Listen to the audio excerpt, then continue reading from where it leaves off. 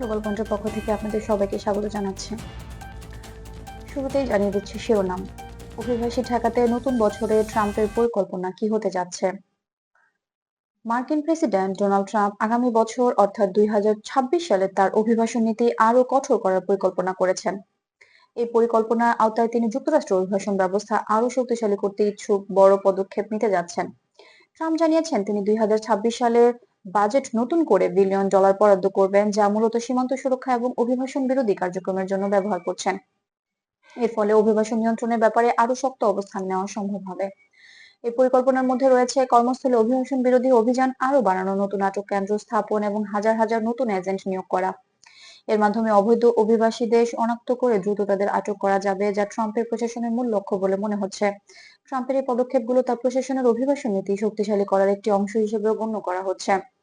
তবে এই কঠোর নীতির বিরুদ্ধে যুক্তরাষ্ট্র বিরোধিতা বাড়ছে। অনেক সমালোচক এবং মানবাধিকার সংগঠন এই নীতিগুলোর বিরুদ্ধে সতর্কতা প্রকাশ করছেন, বিশেষ করে 2026 সালের পরবর্তী নির্বাচনের প্রেক্ষাপটে ট্রাম্পের অভিবাসন নীতির বিরুদ্ধে আন্তর্জাতিক চাপ আরো বাড়ছে। বিরোধীরা দাবি করছেন এসব পদক্ষেপ অভিবাসীদের জন্য জটিল পরিস্থিতি সৃষ্টি করবে এবং মানবাধিকার লঙ্ঘনের ঝুঁকি সৃষ্টি করবে। তবে ট্রাম্পের সমর্থকরা এই পদক্ষেপগুলোর পক্ষে দাঁড়িয়ে এগুলোকে যুক্তরাষ্ট্রের সীমান্ত সুরক্ষায় গুরুত্বপূর্ণ পদক্ষেপ হিসেবে দেখছেন। তাদের মতে এসব নীতি অবৈধ অভিবাসন রোধে সহায়ক হবে এবং যুক্তরাষ্ট্রে থাকা মানুষের নিরাপত্তা নিশ্চিত করবে। তবে এই নীতির বাস্তবায়ন কতটা সফল হবে এবং এর দীর্ঘমেয়াদী প্রভাব কি হবে তা নিয়ে অনেকের মধ্যেই নানা প্রশ্ন রয়েছে। এদিকে ট্রাম্প তার পরিকল্পনার অংশ হিসেবে সীমান্তে আরো উন্নত প্রযুক্তি ব্যবহার করাও কথা বলেছেন।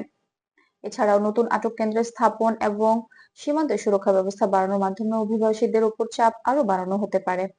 যদিও তার এই পদক্ষেপের বিপক্ষে রাজনৈতিক দলগুলো কঠোর সমালোচনা করে আসছে, তবুও ট্রাম্পের পরিকল্পনা তার রাজনৈতিক আদর্শের সাথে সামঞ্জস্যপূর্ণ।